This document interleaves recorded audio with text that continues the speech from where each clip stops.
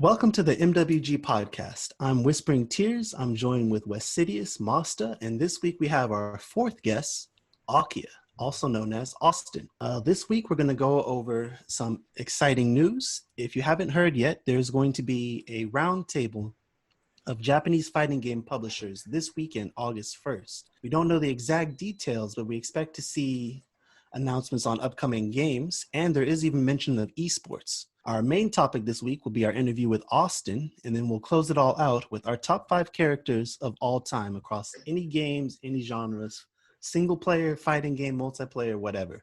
So, without further ado, let's get started. Welcome to episode 8, guys. Oh man, you said 2 months of recording? Yeah, dude. Time goes by fast when you can't leave the house. Dude, that's a very good point. You know what I mean? I'm already trying to spend most of my time at the house. Time's going hella fast, dude. Days the same day. I hate Dude, one way or another, yeah, I'm pressing buttons. Yes, true. It doesn't matter what day it is. Have you guys seen that? You guys seen that meme? Or there's a bunch of memes, but I like this meme. You know, remember the Spider-Man meme of just them pointing at each other because they're dumb? Yeah. I like the one where there's 7 of them and they're all labeled Sunday through like Saturday and they're all pointing at each other. That meme's hella funny. Dude, there's one going around right now. If you remember the episode of SpongeBob where Squidward moves away, it moves into the village with all the other Squidward characters. Yeah. And you see the music. Or no, you see he starts off super happy and then he cycles through it like 3 times and he's just like miserable.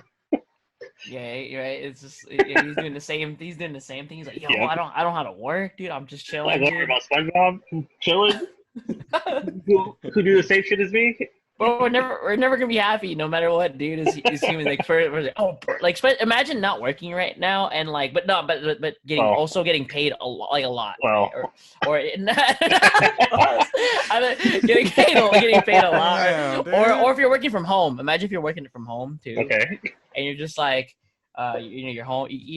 That's a lot of people were like, I get to work from home.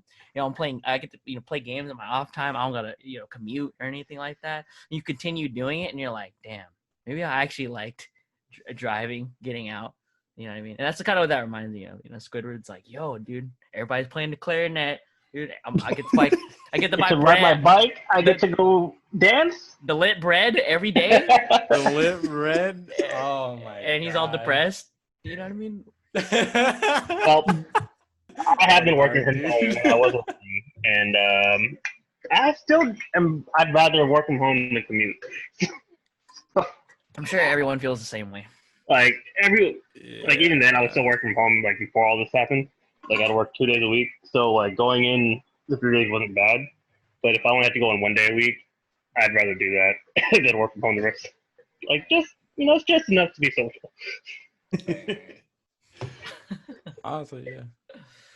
So Austin, how you been, dude? What have you been up to? Anything good recently? What's up? I mean, actually, yeah. Hey, so do you know what happened to Brent's stick? Or do you? I actually played with him last night. He sold it to you. Yeah, he did. Wild. So what made you buy your back?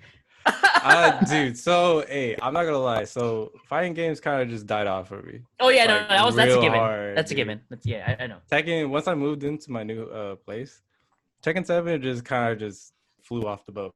Took a back seat. Yeah, no. Took a back seat. I started still playing Smash, kind of. Right. But then yeah. So then Brent was like, dude, I got a stick. It's a V-Trix. And I was like, dude, I don't know if I can get back into it. And then it kind of just like, it reminded me back when I first booted up Tekken. I was like, I'm going to start playing Akuma on a stick. And I had my dumbass RAP arcade stick pro. That's trash? Dude, it's trash. The Hayabusa stick is trash. The buttons, it's trash. Oh no! I'm so used to Sanwa buttons. Yeah. You like that? Looks like we're not getting sponsored from those guys. Unfortunate, dude. Tragic. Dude, but granted, the buttons are silent too. And that always made me worried if I ever go to a tournament that buttons are always going to be heard. Uh-huh. And now it's kind of like buttons can't really be heard on this stick. Mm-hmm. And I started to practice wave dashing, Korean back dashing. Akuma, I can do Akuma combos perfectly now. Oh, on stick. Oh, nice. Dude, like it's 9 out of 10. Wait, you just got the stick. Dude, I know. You're back? But like the motions of Akuma, the reason why I really wanted to play Akuma at the first place, because it was like Street Fighter 4 Akuma. You had FADC. And FADC was my game. Were you good with Street Fighter 4 Akuma? No, I was not. I will say I was not good with Akuma, but I would say I was better with everybody else. I made mostly every character in that game besides Gen, Dalsim, and Hugo. Whatever dumbass character, but Street Fighter 4 was the game for me. Yeah. So okay. So with the stick, what made you what made you decide to get the stick? That's pretty pricey stick too. I wanted Tekken to be fun again. Oh, so you just decided on another control scheme? Yeah, so like like the way how, I don't know if this is me or other people, but like when you start playing a game a little abusively, and let's just say you start learning it and then you get to your prime, but then you start to feel like you start falling off just because you're doing the same thing over and over. With the stick, it feels like I'm back in high school, I guess. That makes sense. Pressing buttons just feels good. Playing on pad doesn't feel good. Playing on pad does not feel good at all. Yeah, it was just to really relive or at least revitalize the fun for Tekken for me. And I actually been playing Street Fighter 4. Oh, that's good to hear, dude. It's good to hear. It's actually lit online. Oh, dude, a lot of people still play it online, which is really surprising. And it's on PS4. As much as I love Capcom, I'm not going to keep buying Street Fighter 4. I've already bought it 5 times. No, don't get me wrong. It's not a good deal. But the PlayStation now, you got some games. 5,000 times. How do you buy Street Fighter 4 5? Wait, how do you buy that 5 times? Dude, you got Street Fighter 4, you got Super Street Fighter 4, you got Super Street Fighter 4 Arcade Edition, and then you got Ultra Street Fighter. No, wait. You got 2012. No, there's one more, right? 2012. There's oh my god. How many updates did we? So I remember we paid for Ultra for sure. You can basically pay for all of them. So there's Street Fighter 4 you had to buy vanilla by itself, and then Super came out for $40. I want to say. It's 30. It was 30 because I remember that was the I first. think when it launched it was 40. Oh really? Oh, they must have. Okay. Yeah. Okay. And then after that, they had the updates that you could put. So if you just had the Street Fighter or the Super Street Fighter 4 disc, you could upgrade and just buy the download for it, which is like $15. Yeah. Each time they released a new one. And I think they did a disc for Arcade Edition, and then I think they did one for Ultra as well. Yeah. So, I also bought it on PC too. So there's that. And then you can buy it on PS4. Yeah. Yikes. Oh yeah. Shout out to Street Fighter 4. That's what I use when I held the LAN at my house. Okay. Kind of reminds me of what Dante said. You remember what Dante said? He said Street Fighter 4 is the best fighting game. It's the best MOBA. It's the best FPS. God, they released that game on 3DS too. The best, dude. Oh yeah, the little you tilt it a certain way and it was 3D. It was cheap, son. Because my cousin had it on the 3DS, and you could just press buttons, the assist buttons for the charge moves, so you could walk forward with Guile and just do Sonic Boom. Yeah, that's OD. That shit is crazy. Classic. But anyway, yeah, I did pay a lot, I guess. Speaking of Capcom, we'll just go over the news real quick. Oh, I forgot, dude. Hella forgot about the news. Go ahead. So just this weekend, August 1st, is going to be like a round table of fighting games. And so you have all the major players showing up. Arc System Works, Arika that does Fighting EX Layer, Bandai Namco, Tekken Soul Calibur, Capcom, we're just talking about Capcom. Koei Tecmo, which is Dead or Alive, and then SNK, and that's one I'm the most excited for King Fighters 15. So what do you guys think they're going to have coming out?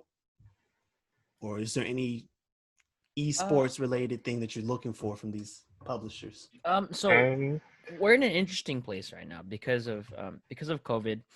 Very unfortunate. So we can't have any locals. We can't have any IRL events. We obviously can't, just have any of those big, super major kind of tournaments. And what I'm speculating is they are going to, they might address netcode. Actually, I feel like that's. I feel like at this point it has to, because there's just been so much discussion within the last couple of months about just netcode in general. Avid players, pro players expressing their frustration, their concerns, just wanting a better experience online. And then now you have you've had guys who have developed a mod for Street Fighter 5. You have Slippy now for Melee, which is incredible, by the way. You have I need to get on that. Yeah, and you have all these older fighting games that have adopted rollback netcode as well. A lot of the lesser known, more niche, more obscure titles, but they have rollback. And what's important to these players is it's just being able to play a match. They just want to play the game, and I think that'd be I'm guessing that they're gonna address it. And then also tournament series as well online. But that's easier said than done. I'm not a dev. I can't speak. I can't speak too much on this, but I'm assuming they are going to find some kind of solution, some kind of alternative to IRL events. Who knows? Maybe one day we can actually have both. We have IRL events, which is always an amazing experience, and then we can also have an online event that's reliable, that's consistent. Again, that's easier said than done. It is 2020, and I'm glad we could play fighting games online in the first place. But you've got to admit it does need work, and I hope that's something they address during the roundtable. Yeah, and kind of piggybacking off of that, I feel like because of the environment we're in, this is the perfect opportunity for them to finally address netcode and actually implementing it so that it works well. So I know Capcom's trying to do the CBT online, and I guess they had a tournament this weekend, and Daigo won that. And it looked like it ran pretty well, but I don't know all the behind the scenes stuff and how well the connection actually was, but it looked like everything went pretty good. Right. So just even getting the interface working better for online games, online fighting games and stuff. It's something that needs to be addressed. Dude, I mean, speaking of netcode, dude, it's so sad to kind of see the FGC going from LAN to digital now, in a way. Mm-hmm. Don't get me wrong, though. Playing online has a new culture to it. Oh yeah, it's got all kinds of different quirks. All kinds of things you would never run into. And I guess speaking of netcode, I think the day netcode will be super resolved is when I can play a player from Pakistan. You have a player in mind? Well, no, it's just it'd be the dream, right? If the possibilities to be able to play with another player around the world and have stable connection. It'd be a dream, yeah, I bet. Imagine you enter a major and tell it online, and you can reliably get bodied by Knee or Arslash, right? Yeah. Is that the dream? I can tell you so many games that actually had really good netcode, but only because of the emulators it came with. Mm-hmm. GGPO was probably the best Third Strike emulator you can have and to play with online. You can just join a room, boom, you're instantly in. It's probably the same thing as Melee now, at least from what I've seen. You just search a match and boom, you're in. Yeah. And the convenience of just getting into a match having great connection, that's wild. That's it would godlike. change so much. That's godlike. That makes me want to play, but I can't do the learning curve for Melee. Oh yeah, no, that's fair. That's fair. What do you mean? You mean learning curve? You've been playing since you were. Dude, I've been playing as a kid, but dude, I've been playing as a scrub. No, okay, let me. What are these L cancels? You were the training bot, dude. Yeah, I was super training bot. I was young Link trying to throw whatever bullshit Bs. And forward smash and up B. Dude, that's all I knew. Yeah. So let me chime in on this. Wait, so real quick, are we still talking about the developer thing, or are we gonna? We're past that right now. We all know it's just gonna be an announcement of like maybe Street Fighter 6. Who knows? No, because they still have the characters that they have to. Oh yeah. Oh yeah. You never know. Probably Maybe be those KOF. And I hope they don't announce Street Fighter 6 for like at least 4 more years. PS5 is right around the corner. I don't care. They rushed Street Fighter 5. No, yeah, they're gonna. They rushed Street Fighter 5. They have to come back. They have to come back with it. In a way of like they have to go silent.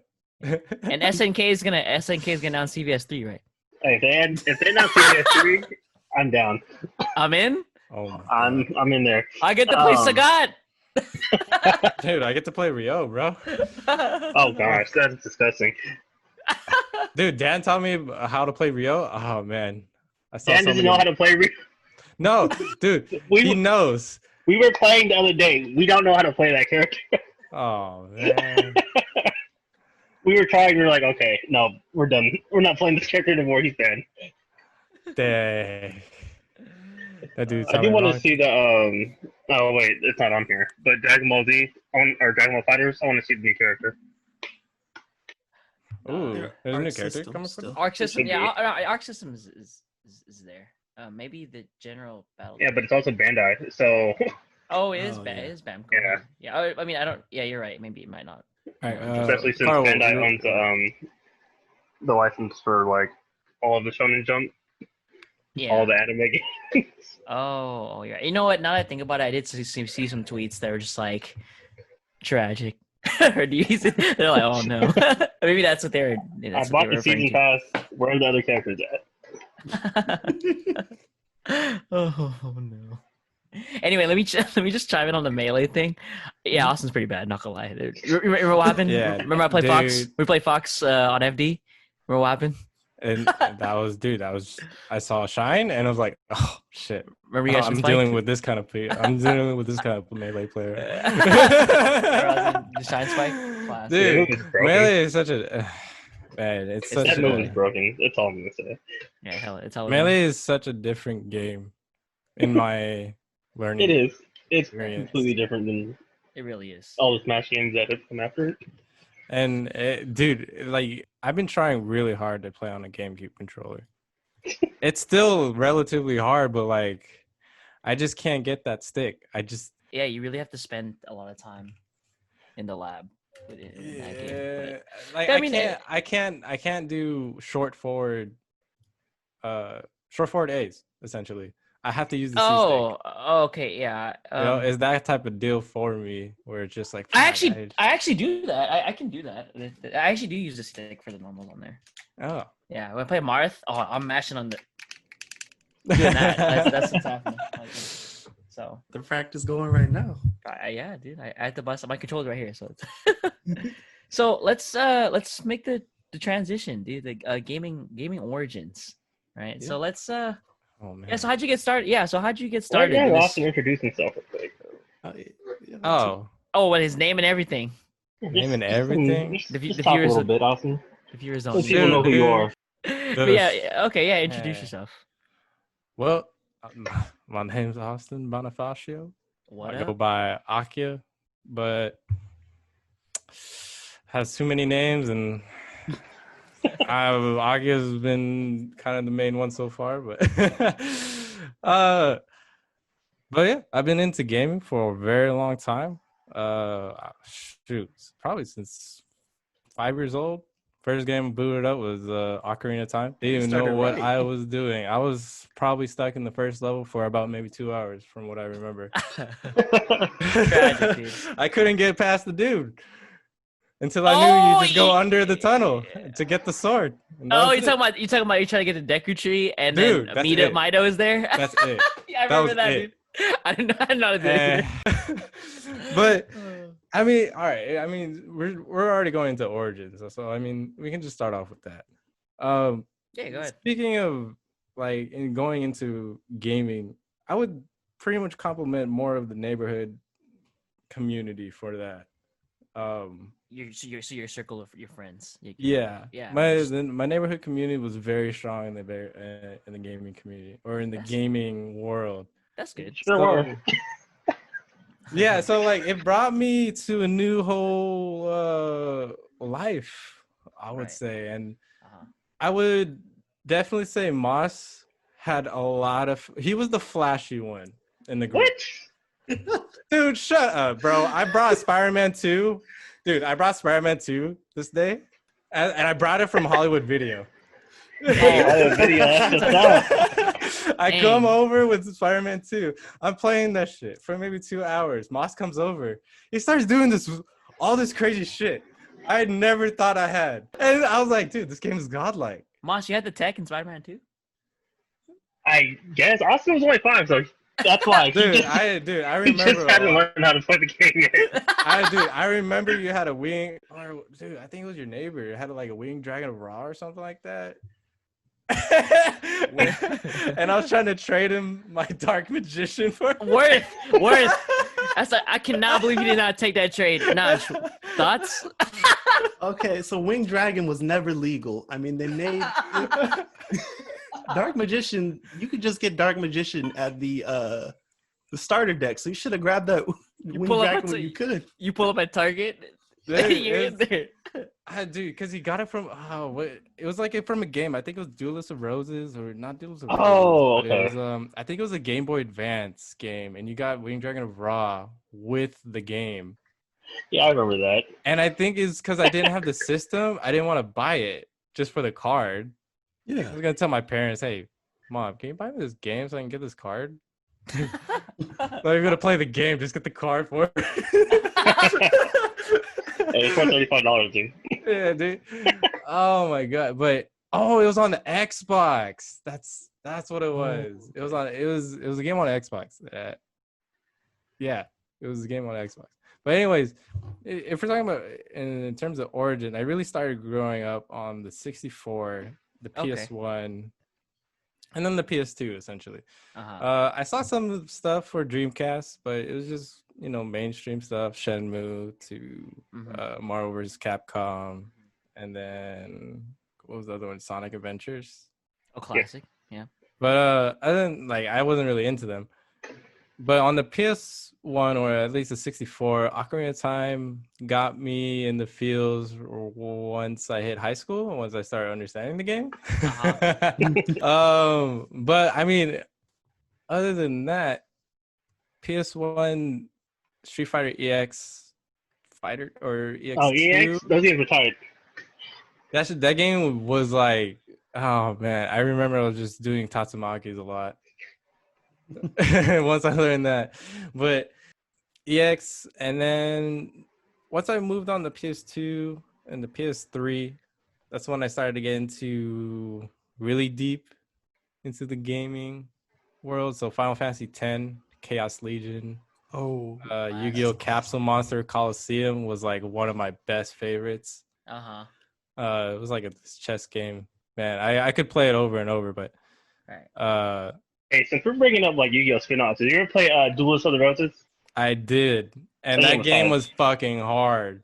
Dude, that game was hard. Once you got once I got Sword Stalker though, it was great.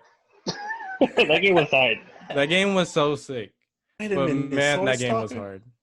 Huh? Yeah, dude. Sword Stalker, that was the 2400 little attack. purple. Every time it killed, it got stronger, right?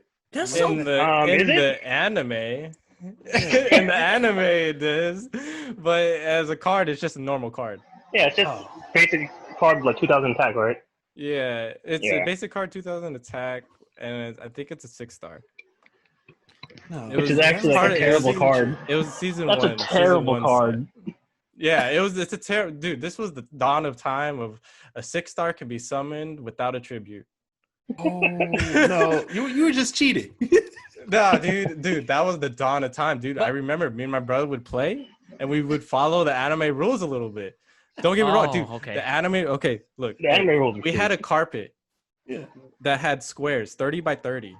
Uh-huh. And we played it as if it was the episode from the Magical Labyrinth. You guys are crazy. So we played on each end, like moving our cards and attacking. Dude, you guys are wild. It was a great time. That actually sounds fun. That actually sounds hilarious. And it's not with the broken Yu-Gi-Oh now. So, dude, he had Buster Blader, but I had Blue Eyes. So if his Buster Blader was on there, I needed Dragon's Mind, usually. And I remember that combo a lot because that was the only card I could pull off. Because Buster Blader gains a 500+ attack fighting dragons. Dude, that 100 extra to beat that Blue Eyes. Dude, that 100 extra just beats him. It's so sad. But, all right. I mean, other than that, Kingdom Hearts. What we got? We got Final Fantasy, Dirge of Cerberus.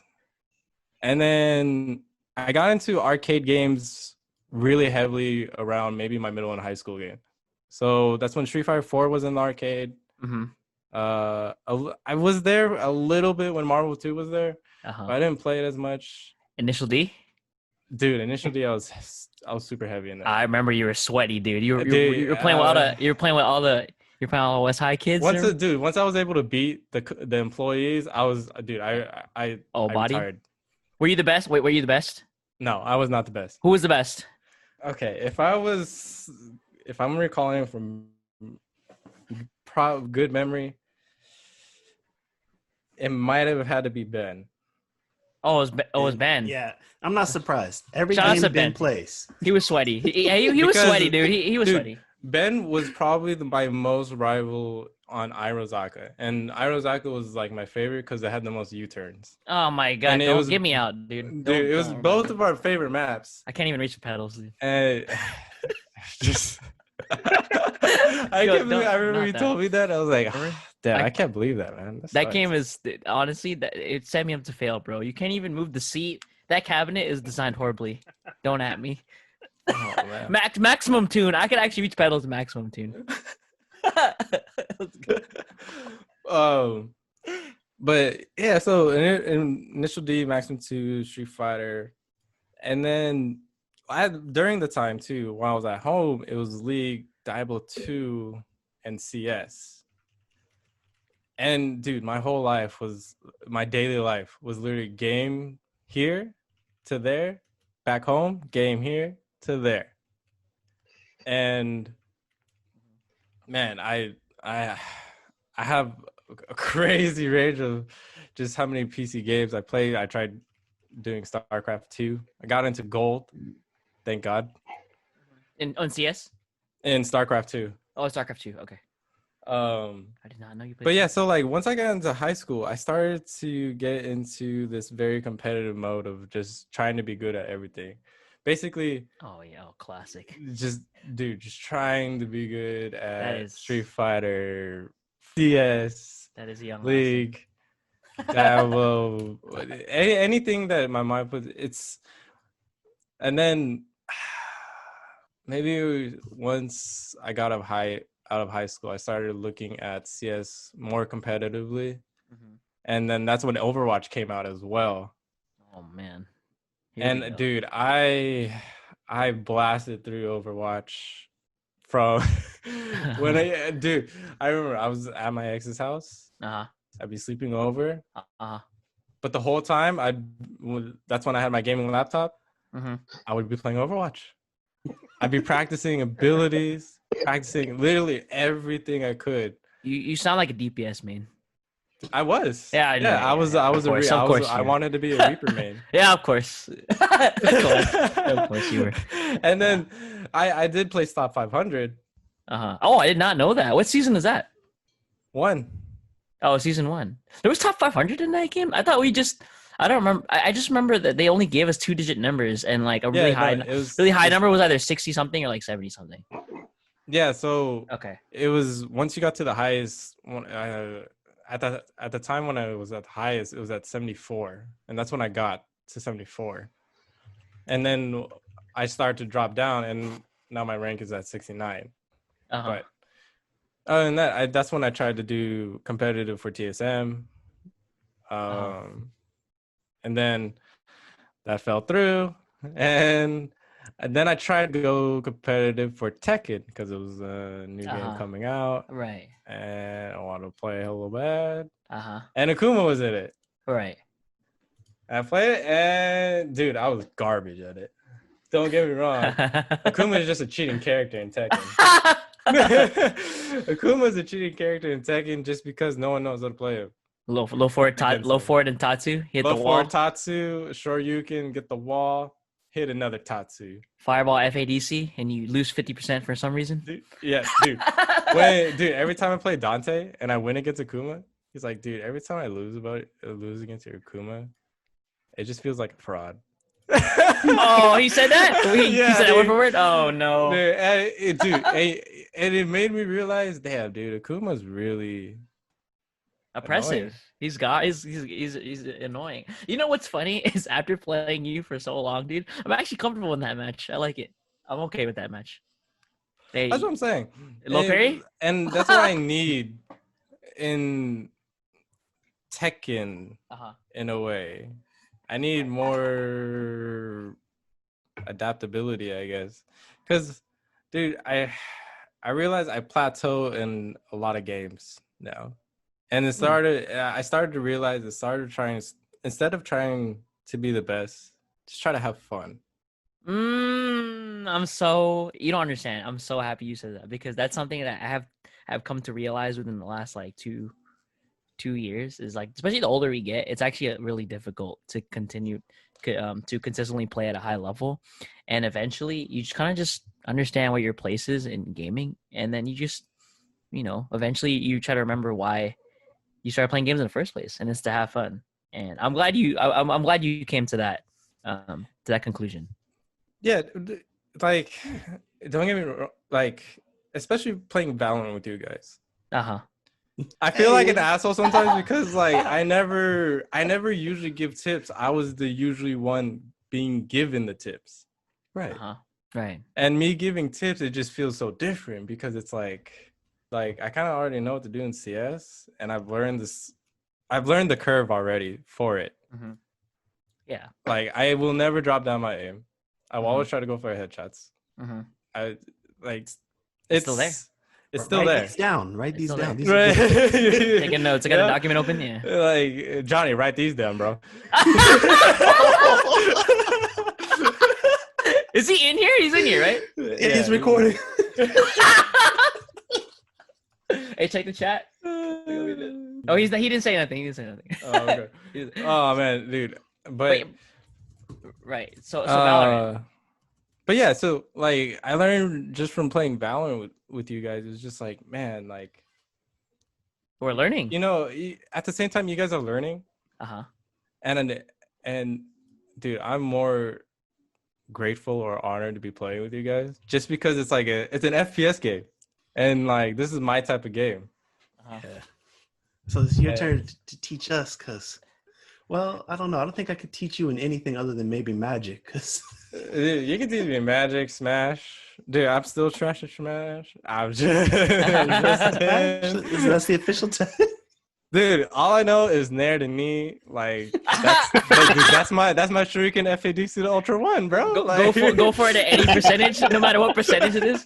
No matter what percentage, 169, I got you, dude. I'm trying to hit it. It don't even work. Don't even worry, dude. I'm gonna hit it. That's funny, dude. But dude, I mean, in terms of just playing Valorant, dude, it's been so fun. I'm not gonna lie. That's good. Valorant's been really fun. And learning just how the curve is, it was just like, man, dude, it's like me. Yeah, you have a lot of fruitful advice to give, and we appreciate it. You just, I don't think you're being obnoxious or like mean or anything when you're giving us any criticism. I mean, I've known you a long time. I don't think I've ever known you to be toxic. At least to us, to your buddies, right? I don't know about like randoms, but like to us. So yeah, every time I play with you, it's been fun.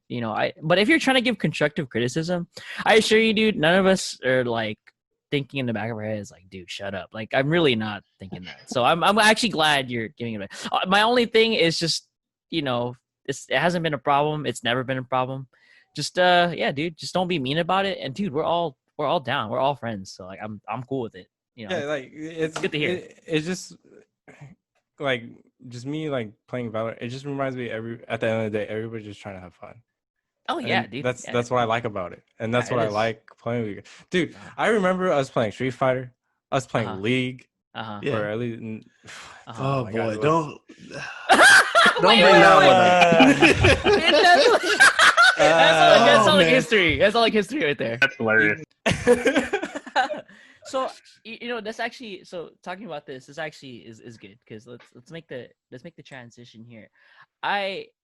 We're all curious like as to what it's like pretty much being the youngest of the group because like you said right now that you're playing Valorant right and we're all learning from you because you seem to be the most experienced and the most seasoned aside from Johnny who also has a history with CS. So what's it like? So yeah, what was it like? You're playing League as the youngest. You're playing CS as the youngest, and Street Fighter 4 is fighting game in general, right? And you seem to have an awesome circle. I've met a lot of people because of you, and they're all either my age or older than me, right? And like you seem to have a lot of older figures in your life. So what was that like? Just especially gaming, in the gaming space as well. What's that like? Dude, great question. Honestly, I never put it into deep detail like that, but like, yeah, in terms of the circle I've had, I mean, I went to the arcade at the mall every day as a kid, and they knew my brother, and because they knew my brother, they kind of put me as because I'm his little brother, we can put him in our circle in a way. So they started giving me more free games, and they became my hook to having a social life with older people, essentially. Right. And I learned habits. And then from there, I transitioned to having Mossta's group when I think we played Ultimate Marvel. And that's when I went to Ventrilo, and that's when Diablo 3, Diablo 2. And then I met Najee, Johnny, and I started hanging out with them and playing Marvel 3, Street Fighter 4. Yeah. And just in terms of being the youngest too. I remember how it felt to just play the game but lose as well. It's important to know. Some people never learn that, unfortunately, right? And then that's kind of where their toxicity will stem from, because then they'll lash out at other people. But I think learning that one way or another, eventually, hopefully, is a good thing. So it looks like you learned early. I definitely learned early, and granted, I think the closest game I came to beating somebody, at least in the group, when it was like the 8 to 12 years old, was like maybe Tokyo Extreme Zero.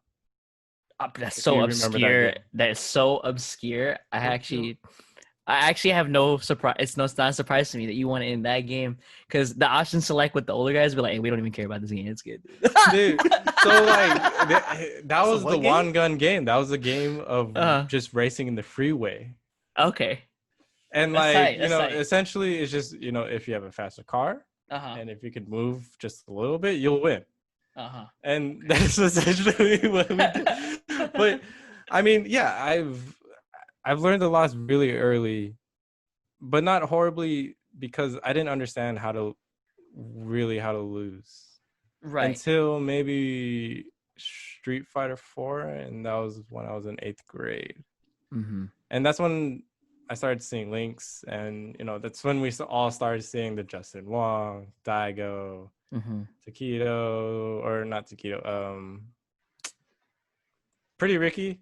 Oh, the US, the US, Balrog? the US guys. PR, Yeah, the US Balrog. guys. Got it. Got Like, the US guys. You saw such a spike, and then it just encouraged me out. You know what? I'm gonna get better and just start beating everybody.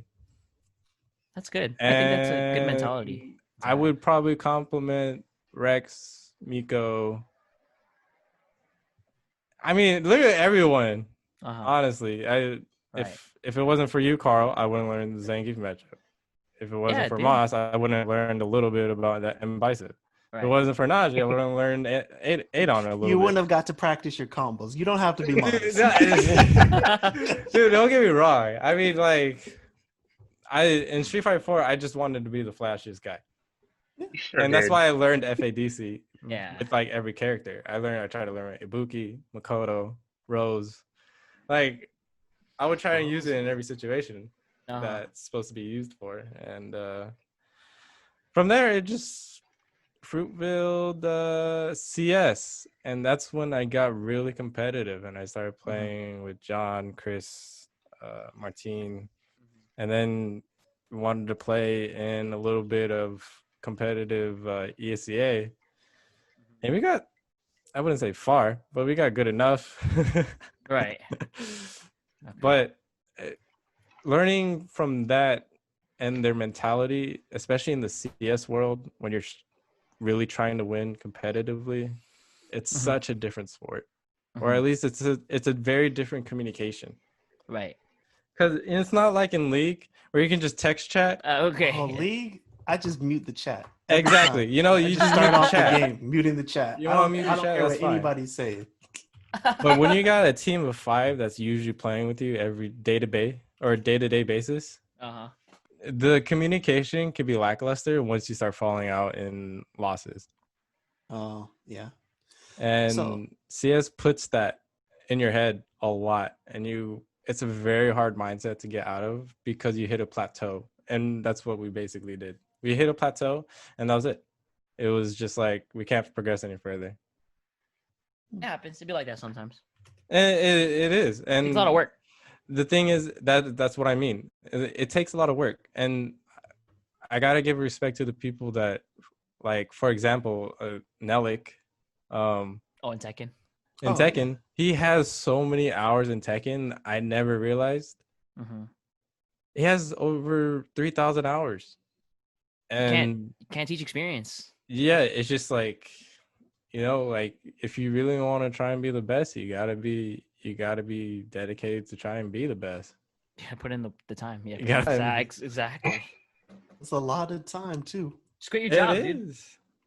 So I've heard, and it's been going around now because, you know, gaming's been going on for about 20 years competitively, but it takes 10 years to become a master at something, or 10,000 hours or something like that.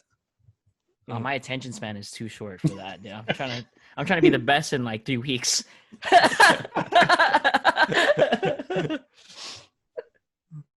Oh man.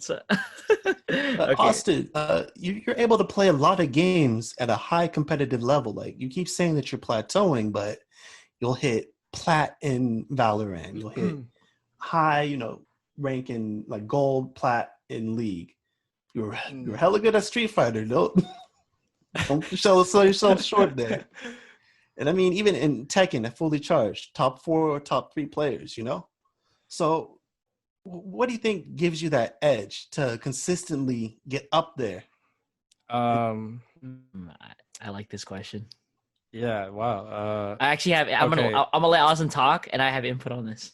All right. So my input in time of playing the game. Okay, so for example, in Tekken 7, if I were to total up all my wins in terms of PS4 and PC, if I were to total up Kazuya's wins, I probably have at least over 3,000. This guy flexing, dude. What the... Okay, buddy. Here's the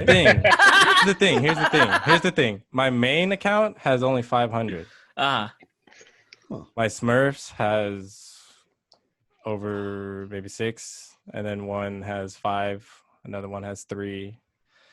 It's, and in my spare time, there is a long period that I was not in touch with anybody.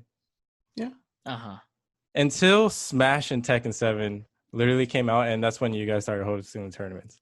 And that's when you're back. I was back. I was literally back into like, it feels good to be back where I was. That was just last year. Dude, but this is one long year, 2020.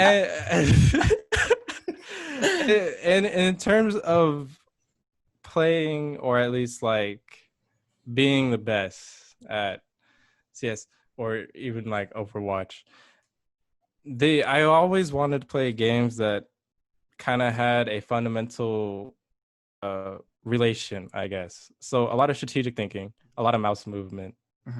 So StarCraft 2 was not my best, I gotta say.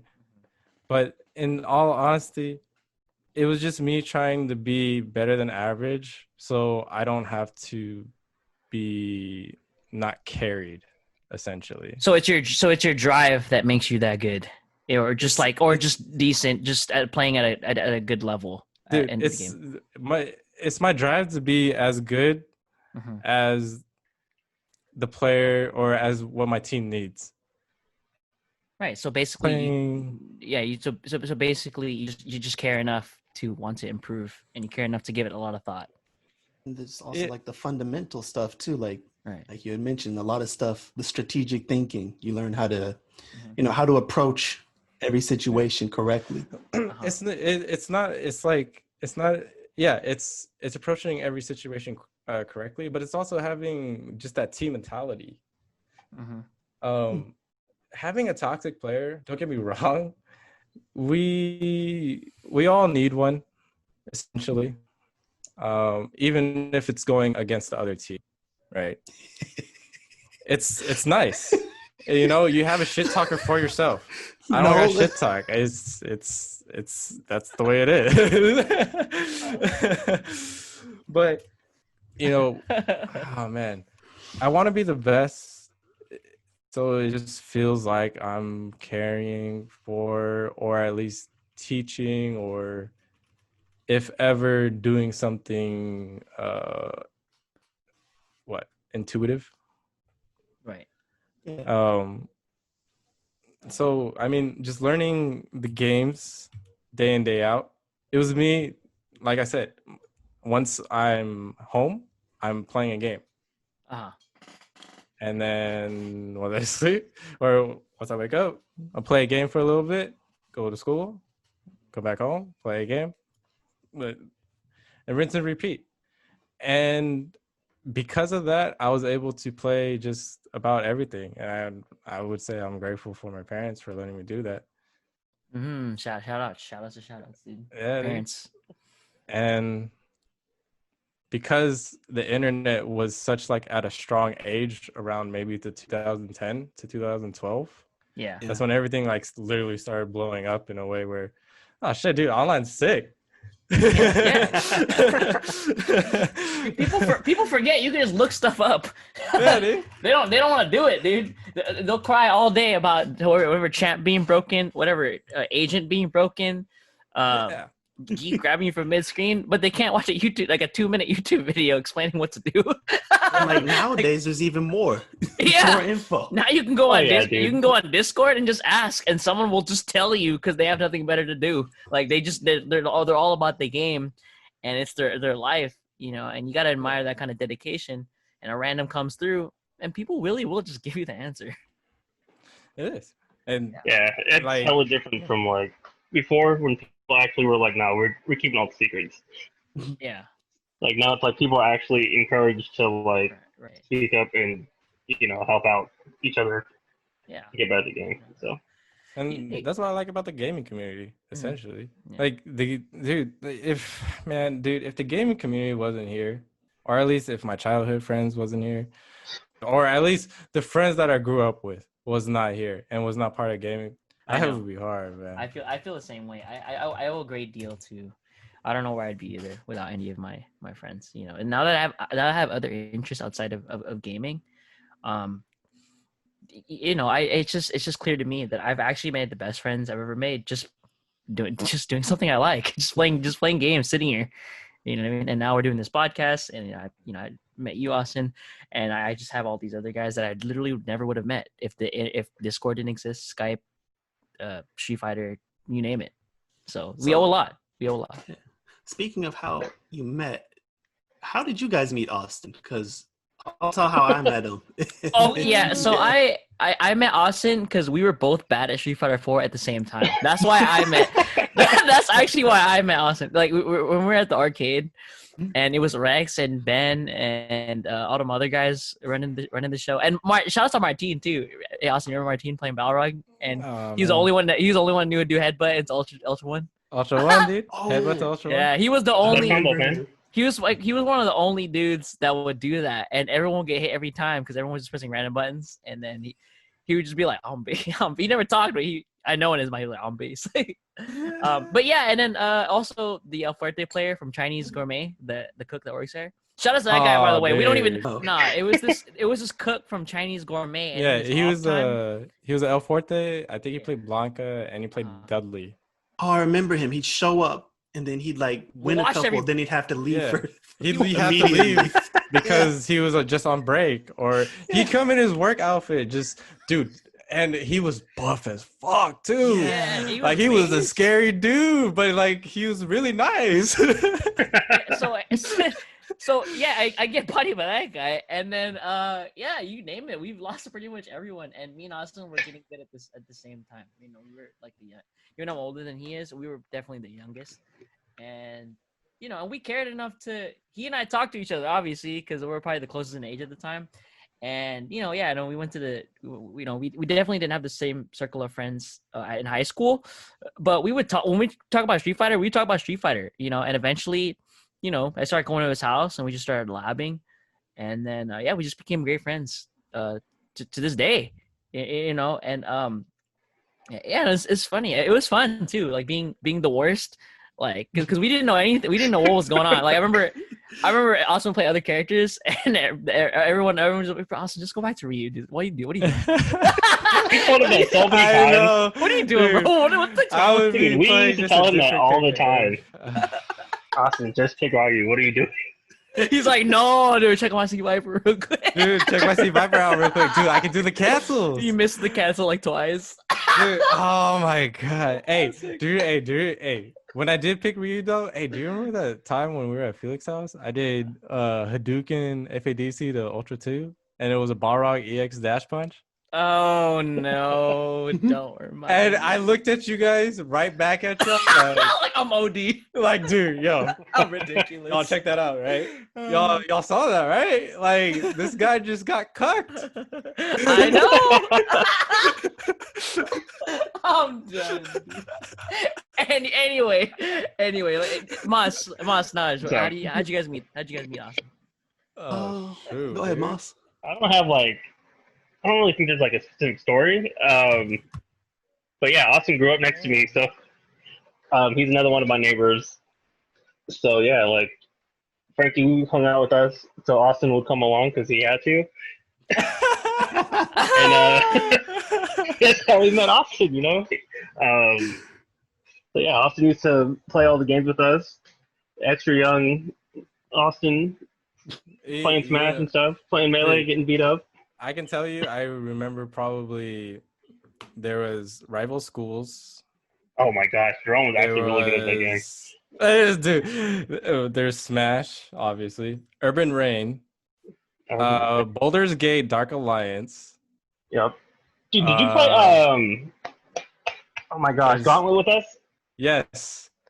I did for just for 2 days, and then Gauntlet Dark Legacy on GameCube. We used to play that a lot. Was the game, man? Did you guys put the cheats in?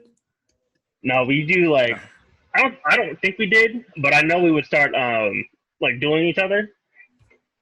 Like there was a kind of a way that we could PvP each other. Oh, we would all team up on Jerome. Dude, oh my god. Yeah, I've just known Austin for a long. I remember when Frankie started playing DDR a lot, and they got Frankie the hard pads, and Austin broke those.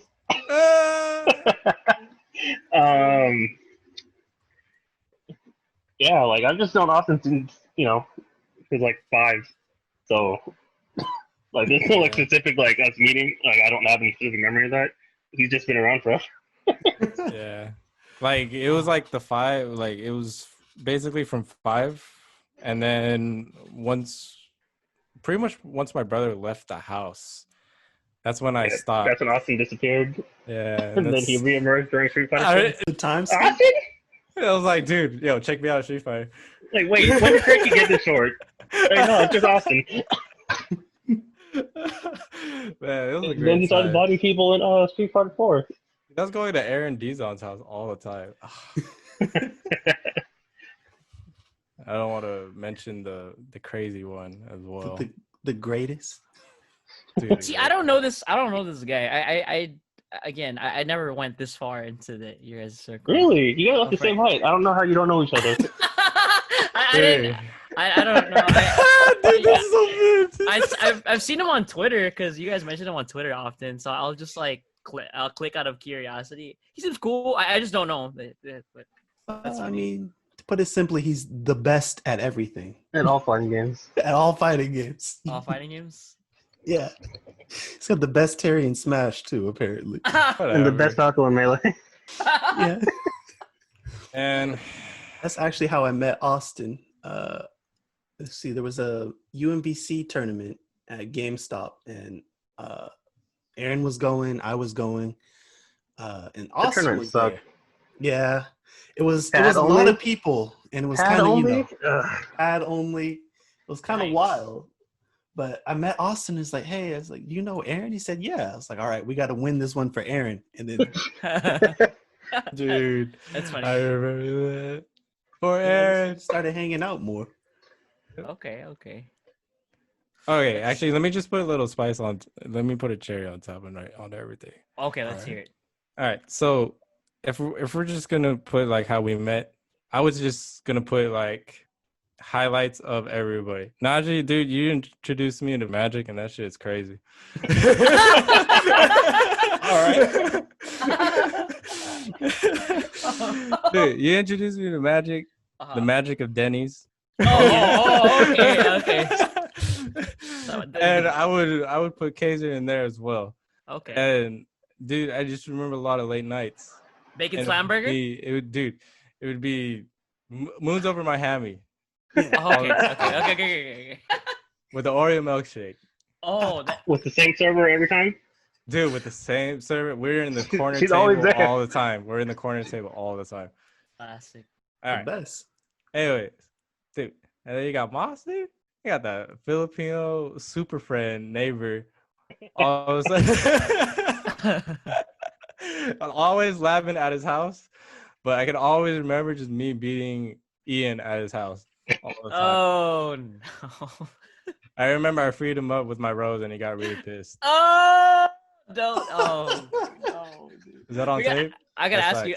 I gotta ask you that. I gotta ask you that after the podcast, though. Oh, dude, I'm curious about that story. That's oh my god, dude, Carl, let's just put the Street Fighter 4, all the labs, all the dude. It would be such late night at my parents' house. 4:00.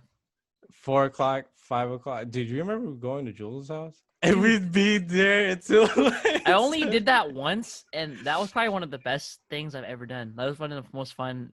I never really traveled to LANs, right? And then you invited me. Oh, dude, Jules' house was a freaking LAN spot. Yeah, and I went there once, and it was so fun. I learned so much, right? Just playing, and it was just a good time. I was having a great time with everybody because all of us was like fighting games, and it was fun, man. I'm glad you brought me there. Yeah. So but a lot of late nights, dude. Hey, so speaking of that, remember when we had Sam last week? We brought him here and we talked about how me and Sam met and how it was at your house. Yeah, you introduced us, and then I was asking him. I was like, Sam, you remember when me and Austin were playing a set, dude? And then Austin kept getting Ultra 2 that night, and Sam was just laughing, and Sam was laughing in the back. You remember that, dude? Oh, dude, oh my god, dude, that was the night where I was getting every hit time by Ultra 2 every time, and I usually avoid it every time. But that whole set, I think you went at least maybe 5 to 8 straight. It's so funny. I think And you're I just, was just I like, dude, honestly I think couldn't you're do on. it. I just think you're on tilt. I think. Oh, what? And I was playing with you too. I was just like, I, oh my god, I couldn't. I can't. yeah, I think you and I are pretty evenly matched in Street Fighter 4. That's just my input, but I think you're just a play on tilt. That was the funny story that I remember. Oh, okay, so let's go ahead and make the transition. This probably be the last topic, or this will be the last topic before we go into our closing segment. But we want to talk about how Smash Ultimate is. I think it's correct me if I'm wrong, but it's your first competitive Smash, right? You did say you played Melee, casually, just for fun, and I'm sure you played all the other games for fun as well. I got bodied in Melee for fun. Yeah. Oh yeah. Oh Yeah, yeah. and then, No, definitely. Because I That's remember a game that I will never come back to. That's the game that I gotta just put in the rest in peace. No. I remember when Ultimate came out, and then I can't. I think you asked me to come over, and then you're telling me, you're like, yeah, dude, I was grinding in World of Light, and I was like, yo. Oh yeah, dude. I think you had something like 20, 30 hours, and I was just like, wait. And then I was like, hey, boot it up real quick. Let's play. You remember what you learned that night? Dude, I learned that level 9 CPUs doesn't give you a right playing partner. Dude, Austin was getting. You remember I was reading the tech roll? You're getting right on the platform, and you're like, wait. Dude, oh my god. Carl taught me Nair, the most simplest. With Crom? With Crom, dude. Oh yeah. I was like, oh my god. And then jump shield Nair. I was like, oh. Yeah, it makes sense. Yeah, so there's so what I did want to ask you is just differences you've noticed coming from 2D fighters, because you and I definitely grew up, when we play fighting games, we usually think Street Fighter, Marvel, Tekken, you name it, but Smash is an entirely different world, and it's a world that I absolutely love. It's platform fighting game. That's my definition. Mm-hmm. People like to have this debate, but I think it's a fighting game, and I do think it's platforming at the same time. But yeah, just differences you've seen. Like what have you had to learn? What have you had to adapt to? Just what is it to you? Because I know it was definitely different for you when it came out. Okay, yeah. I mean, so when it came out, I heard it was just gonna be an easier Smash game, if I'm being honest. And I was like, okay, cool. Okay, that's awesome. And obviously, getting the training out, learning edge guarding, and getting my ass beat by Carl. Classic. Learning online is fraudulent. So, in terms of the learning curve too, and I will say this, and I guess just in Smash, the fact that anything could happen makes it fun. Yeah, even in a competitive setting, in casual setting for sure, but in a competitive setting, there are a lot. It's the fact that anything could happen is what makes it such a great game. Mm-hmm. And I think that's what Tekken 7 falls out from for me. Is that granted, I do the most optimal combos. I get the win. I do the rage art, whatever. Yeah. It's still the same, essentially. It's the same concept. But in Smash, it's different. But in Smash, it's just anything goes. Anything can go. Yeah, 169%. Dude at 0 can 0 to death, and right now you can do it. Yeah, you just die, right? At a certain just getting hit with pretty much anything. I agree. In terms of the debate, it's definitely a competitive fighting game. I would definitely say it's definitely a competitive fighting game. It's not random. It can be, but it can be random. But can be random. At the highest level, you know what it's like. When you're playing against someone outplaying you. Yeah. Look here. In all realism, you go to. I thought I was gonna be hot shit when I went to MWG, bro. I was bringing the Captain Falcon and the Ganon. Like, don't get me wrong, I won my first match, hella easy, and I was like, oh damn, okay. Free body. Okay, all right. I could lose one. Sick. Nice. Okay. I play the next one. Oh my god. Who was it? Who freed you up? No, I think at the time it was a snake player, R-Dog. Oh yeah. You losing? Yeah. Dude, I got straight up. You're gonna lose. It was just like oh, okay, Yeah, he's whatever. OD. Yeah. No, actually, no. Our dog was my loser's bracket. Infamous was my first. Oh no! You can check the logs too. Because I remember on that day, I was talking to Carl and I was like, oh, good thing I lost to the second place player. Because I think Infamous got second place that day. Hey, hold on. Do you get to play? I remember there was a tournament and I was like, dude, I played the first or I played the second place player or third place player. And I was like, right. Yeah. Well, thank God I lost it. But in that match, did you get to play against Infamous? No, I didn't get to play at all. There's no point. Yeah, okay. That's all I wanted to know. Like, don't get me wrong, I probably got one stock, but that was it. That's all you get. He's beast. God. Yeah. It's and Smash did you know is Falcon such could do all that? Dude, no, hell no, dude. I remember. I think I was trying to main Mewtwo, Corrin, and I think Duck Hunt. Oh, that's not you. That's no way. And that was not. Yeah. At the end of the day, it was like, all right, I'm gonna just choose a character where it's just a little faster. And Captain Falcon became it. And then once I learned Captain Falcon's moves, I was like, oh, it's same as Ganon. Okay, it's the same thing. Okay, but. Yeah, it was. The game is definitely more fun. I could boot up Smash anytime in the morning. And because, granted, online hasn't been bad lately. Okay. Lately, yeah. Got it. I've been enjoying it. That's good. Relatively. That's good. And if I'm being honest, dude, like, me losing, it's not that hard anymore. Or at least, like, even if I'm on a losing streak, it's not that hard for me to get over anymore. I think it's a sign of maturity. Maybe. I mean, older, like, I learned it hard in Tekken 7, bro. Yeah, getting older in general, I feel like. In Tekken 7, I was losing. Like, I remember going against a Dragunov player online, and I lost 12 in a row. D-ranked me 2 times. Oh. And, you know, granted, I was playing on tilt, but at the same time, I was like, dude, I just want to learn at the same time. Okay. But I learned learning on tilt is not the best way.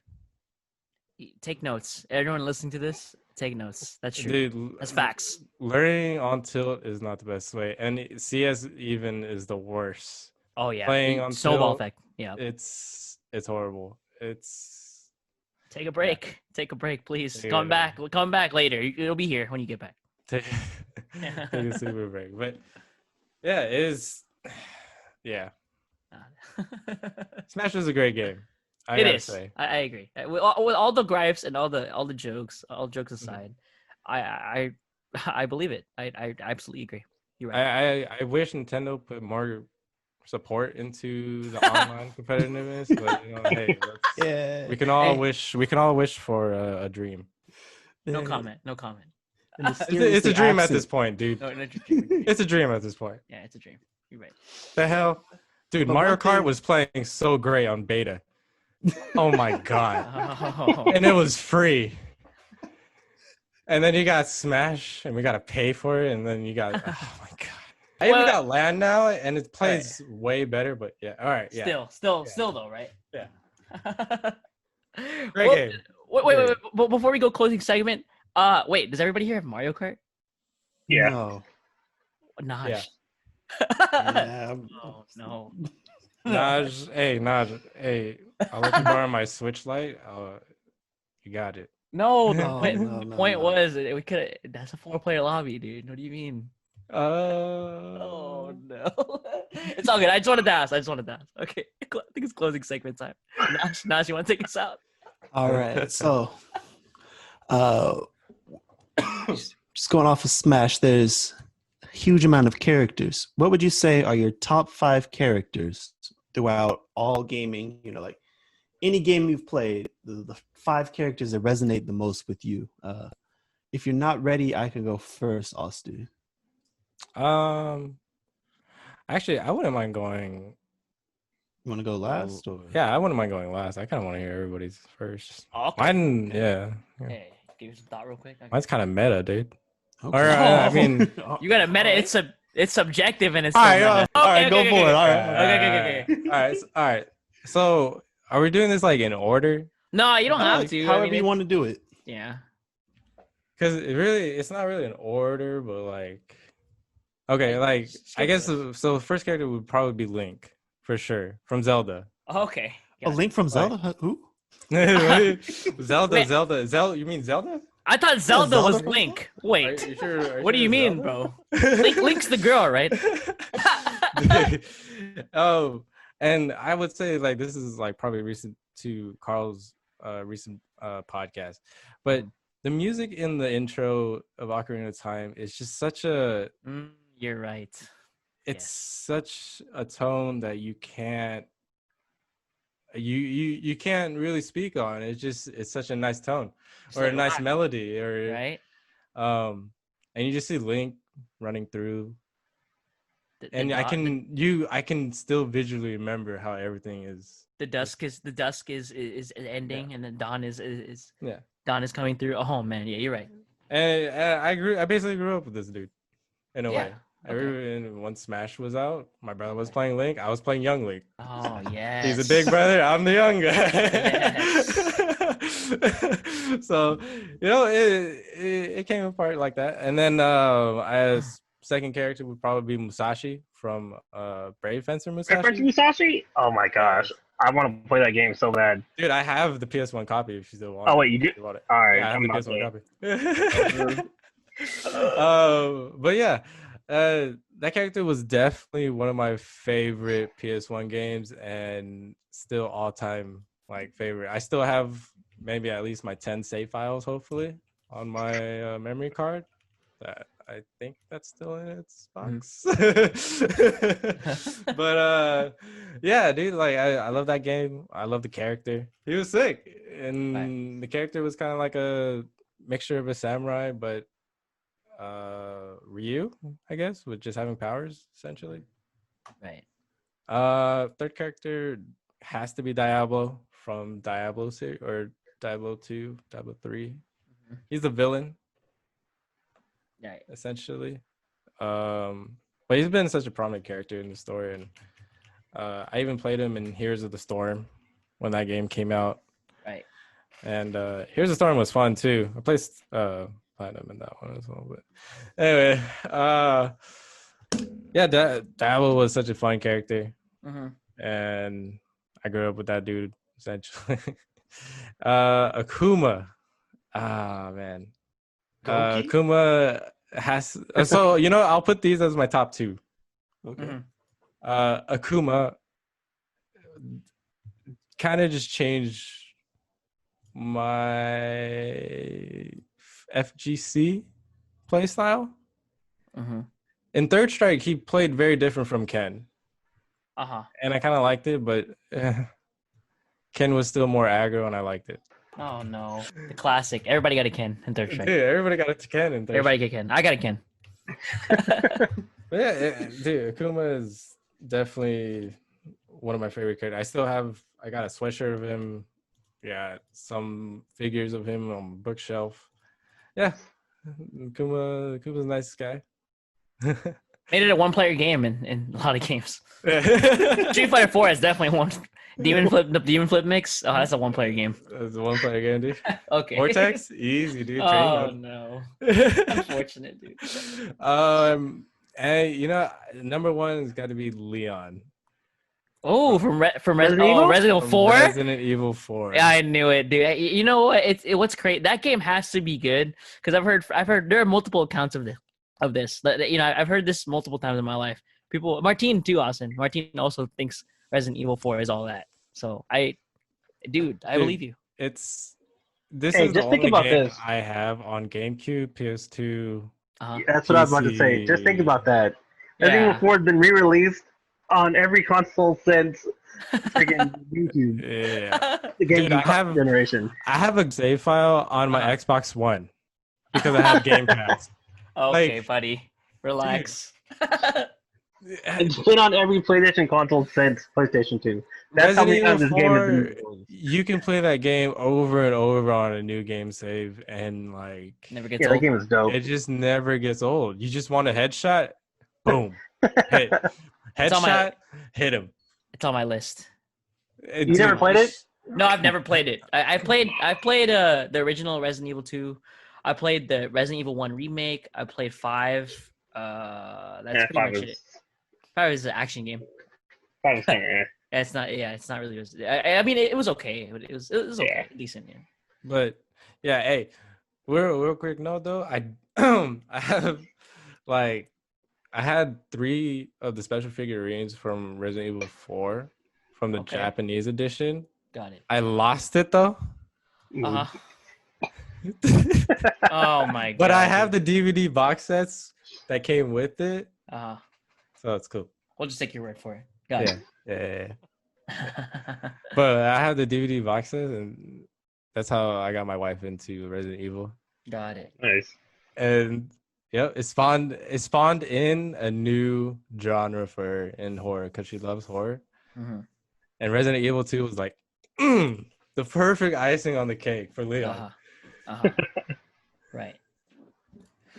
Yeah. So, anyone else? Top 5? I'll go. Got 2 honorable mentions. Okay, that's how you know. Get the list on there. Mr. Rossetti from the original Animal Crossing. Oh, you said Rossetti? Oh my gosh. Stop talking, dude. I'm talking about Rossetti, by the way. Please stop. I just want to play. I'm sorry that I... Hey, man, you gotta save your game. I'm sorry there's no autosave in this game. I gotta look this up. Oh my god, this dude? Yeah, don't. And then just went on the rants forever. Just. He made sure you saved the game. And every time you didn't save it, it got worse. Oh no. No way. Yeah. And then the other honorable mention would be Blue from Pokemon. Blue. Oh, Blue as in like the greatest rival. The greatest rival. Yep. Smell you later. But yeah, like the actual top 5 for me, Solid Snake is in there. Ooh, okay. That's a good one. Yeah, Metal Gear Solid 1 is one of my favorite games, even though it didn't make that list. Or did it? I don't remember. Yeah. David Hayter, really good, solid voice actor for Snake. And I like the way they ended MGS4. Kind of tied everything together. Not really good. Did you actually, just real quick, did you actually understand the storyline, dude?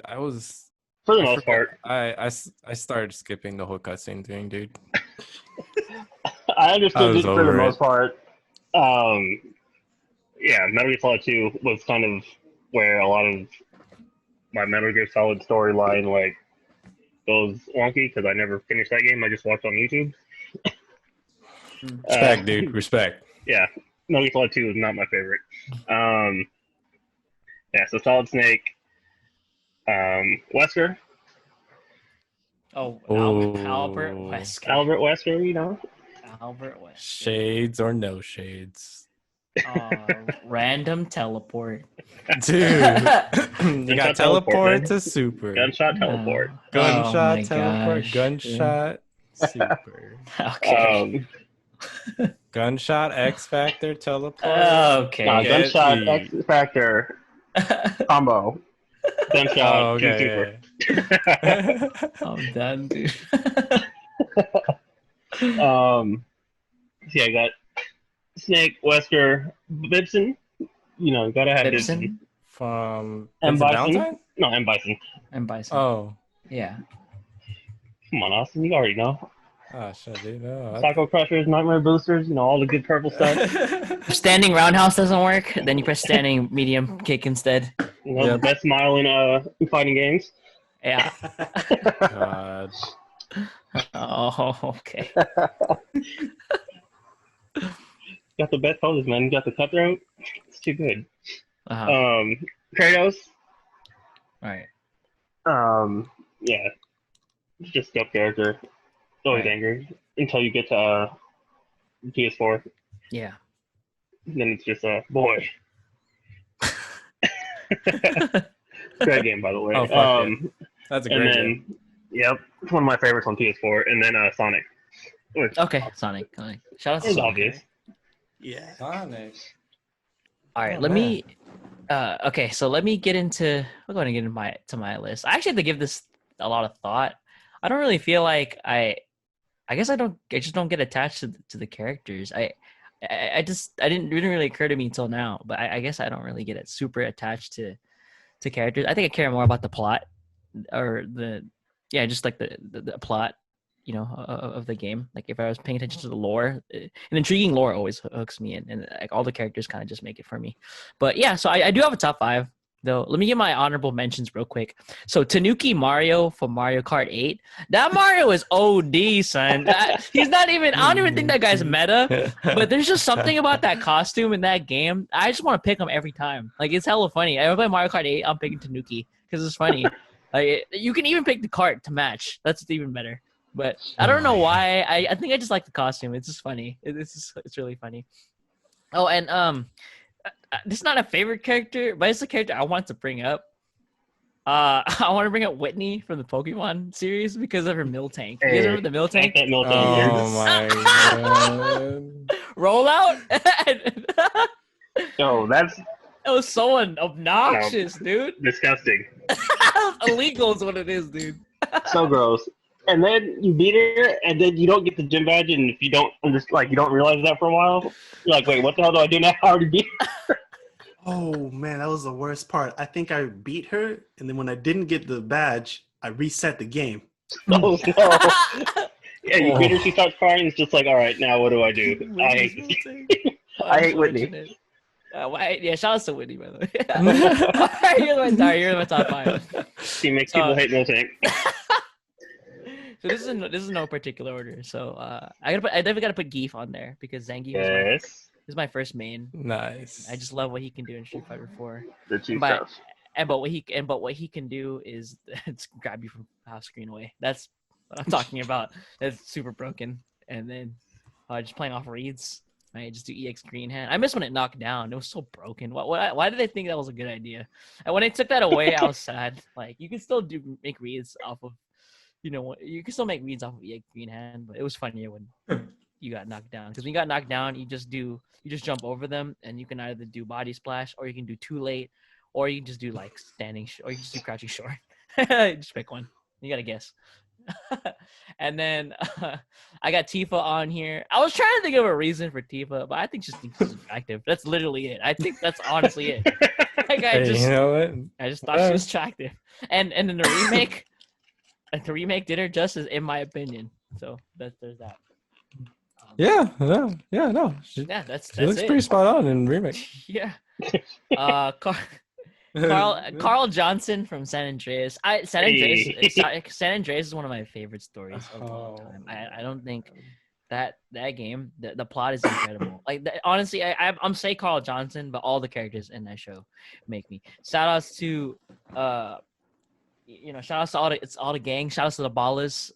Shout outs to what was the officer's name? Tenpenny. Yes. Samuel Jackson. Yep. Shout outs to the Grove. Shout outs to Grove Street. I'm repping from here. Grove Street. Yeah, shout out to Grove Street. Hey, don't forget Cluck and Bell. Oh, Cluck and Bell. Cluck and Bell. He said Cluck. Shout out to actually, never mind. Whatever the opposite of a shout out to Big Smoke and Ryder. Oh my god. Snitches get stitches. Yep. Real talk. All right. So those guys suck. Okay. So Sagat is number 4. I never was the Sagat I wanted to be, but I still love Sagat because they don't get to play the game, and even better is they don't get to play the game from full screen. That's the best. That's the best. That's the best. Oh my god. Every time you pick him, I just hear, yo, check out my Sagat. Check out my Sagat. Check out my Sagat. I got a Sagat. Oh, and my last is Donkey Kong. I had to think about this a lot. I wasn't sure if Donkey Kong belonged here, but I just love him in Ultimate so much. And then I realized that I also love Donkey Kong Country. And DK Country is probably one of the best platforms I've ever played in my entire life. You should definitely play that game. And you will get mad because that game is hard. No excuses now because it's on Switch. If you have the Nintendo Pass or the online pass. Oh, wait, Country's on the pass? On the Yep. Yep. For the classic games. Yeah. Oh, wait, hold on. I gotta get my Switch. I'm getting it. That's happening immediately. Anyway, that's my top 5. That's what's. No Joel or Ellie? I can't. I think it's too soon. But Ellie actually might be one of my favorite characters. I gotta let it sink in a little bit, but we'll talk about it after the podcast, Austin. But I just recently played Last of Us 2, and it's easily in my top 5 now. Did you beat number 1 already? Yeah, I beat number 1 and 2 all within like 3 weeks or a month, very early. Dude, I haven't beat 1 yet, but I mean I've already heard about 2. Play it. The first one and the second one are probably some of the greatest games I've ever played. I think the first one's good. I think it's great actually. 2 is divided and divisive or divided? I guess both. I'll talk about it after the podcast. I know why it's divided for. Don't say anything because I haven't don't say anything because Mossta haven't played it. Yeah, but no spoilers though. And Mossta avoid spoilers. But The Last of Us 2, all I gotta say is play that game knowing absolutely nothing, and don't pay attention to anything political about it, any of these other kind of controversies. There's a lot of controversy regarding that game, and in my opinion, for not a lot of good reason. But dude, Austin, it's like my top 5, 100%. Last of Us 2 is so good. Yeah, so you would like, so you will definitely enjoy it. But yeah, that's pretty much my top 5. I think Ellie, honorable mention too. All right. So I don't really have any honorable mentions. I'll just say the entire League of Legends cast. Enjoy every single character. Enjoy, playing off meta builds, attack speed anybody. So you're okay with Teemo? Yeah. Yeah. Once a year. Oh man. You're okay. Okay, just wanted to know. I know that matchup in and out. I could be any Teemo. You know what I'm talking about, Cross. Don't do me like this. But number 5 would be Zero from Mega Man X. Like that was the first Mega Man. Nice. Yeah, nice. I think it was 3rd grade. We used to have like free writes, and you could write about anything. I just always be writing fan fiction about Zero. Nice. The fan fiction of that. The teacher said, "No more. You can't do this." I did not know that. That might be the best part of this podcast. I didn't know that. That's funny. It was the sword in the hair. Like, hilarious. You never know that when you're younger, you're writing fan fiction. Yeah, but you actually are. It's like, oh, it has a label. I'm just writing a story about the character. I'm like, you get older, like, oh, I'm just writing fan fiction. That is so funny. And then number 4 is a tie. Favorite Pokemon. It's between Drampa and Honchkrow. Honchkrow's the boss. Wait, what was that first one again? I thought it was gangster though. Drampa, what is that? It's his Twitter profile picture, bro. Yeah. Oh my! Wait, what? I'm hella mad. I don't even know what that is, dude. I'm hella mad. Drampa's like the grandpa dragon Pokemon. That dude's just chilling. Oh my god, that's what that is? I had no idea. Okay, now it's like 100 times funnier. Oh. God. Dude, that's tight. Get me out of here, dude. And then 3 would be Adon, because that was like my first Street Fighter 4 main, and it was like just Jaguar kick, Jaguar everything, man. Adon was sick. I love Adon. Yeah. And the standing heavy kick mid screen, that was my only move. And it hits twice. Yeah. So you can't focus it. What was who's the player? B? Gamer B. Killer B? Oh, Gamer B, yeah. Oh yeah, shout out to the game. He's probably one of the best to ever do it as Adon. He's too good. Yeah, that man was sick when he threw out that Marvel combo. It was like 3 Jaguar kicks in one combo. Oh my god. Yeah, that's 4, right, Nash? Yeah, that was 4. Yeah. Mm-hmm. No, Pudge is number 2. Just because, like, dude, that was the reason I played Dota, to master that hook. And like, you know how Dota 2 is a remake. The Dota 1 hook, there was just something about the engine. It made it hit different. It's not Blitz. That way. It's not Blitz. It's not Blitz. Okay. Like you could curve it, I think It was my a- best 3 hooks were I curved it around somebody and pulled them from behind the creeps. Oh, I'd be on tilt. I know what you mean. That's obnoxious. Was it back on the Warcraft? Yeah, the Warcraft one. Oh my god, I know what you're talking about now. Yeah, you had to throw it one way and then immediately move in the opposite direction. And it would just like curve because Yeah. it would just bring. Oh my god. Yeah. I remember playing the Orc Blade Master all the time. Axe? Yeah. Yeah.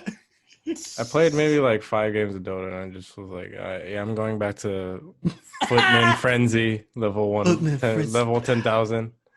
That was the game, man. And all the turret defense games. Gem TD was probably my favorite. They still have that going. I know. I was hoping this Warcraft 3 remake was going to bring back like the multiplayer mods, but not likely. Nope.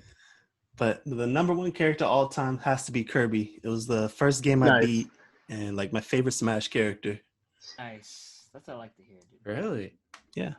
But I just let Zekin take over. Shout out to Zekin. I was literally just going to say that. He's OD. Zekin's got like... Everything I wish I could do, he does. I'm like, all right. Okay, buddy. I'm a fan. Keep showing it to us. All right, so thanks for joining us with our guest, Austin, today. We learned a lot about his gaming history and all the competitive games he's played. You've heard all of our top 5 characters. So make sure you tune in next week. This has been Whispering Tears. This is Westsidious. This is Mossta. And this is Aukia.